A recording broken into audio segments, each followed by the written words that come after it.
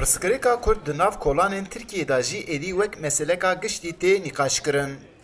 Piştî daxuyaniyên Serokê Giştî yê MHP Dewlet Bahçeli di nav gel de jî gotûbêjên erênî û nêênî li ser van geşedanan tên kirin.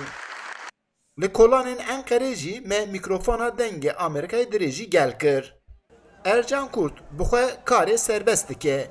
Lê ew him xwenêzîkî netewperweriya Tirk dibîne û him jî dixwaze ku pirsgirêkên heyî êdî li Tirkiye werin çareserkirin. Ülkenin gerçekten buna da ihtiyacı var. Türk kardeştir. Bu vatan hepimizin.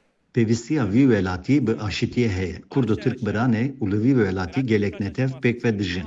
Biya min gotinên Dewlet Bahçeli dicidane. Lê min ti gav bawer nedikir ku ev wiha qisa bike. Arast ez dixwazim Selahattin Demirtaş were berdan lê berdana Öcalan naxwazim. Lê dîsa jî ji bo hatina aşîtiyekê mayînde hemû rê mirov dikare biceribîne. Murat Aksoy bi xwe di bazarê de karê meyvefiroşiyê dike. Li gor Paksoy ji aliyên hin hewerdorên siyasî ve gelek pirsgirêk hatine zêdekirin. Li gorî wî pêdivî bi çareseriyê heye. Devlet Bahçeli ne söylüyorsa altına imzamı atarım.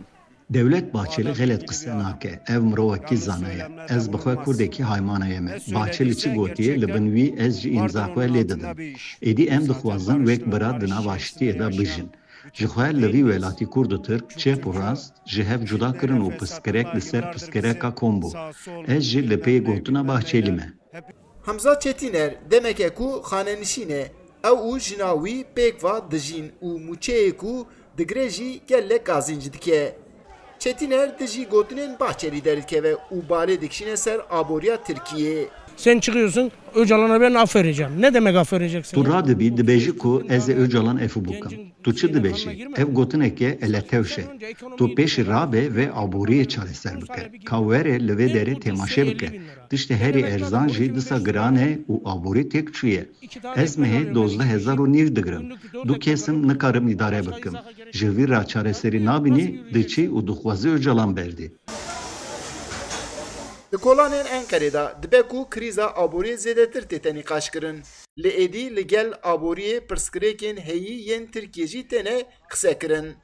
Hin ji van di jî banga Dewlet Bahçelî derkevin jî lê dibêjin heke mesele çareser dibe em ji vî ra jî hene. Eyüp Demir, Dengê Amerîka, Enqere.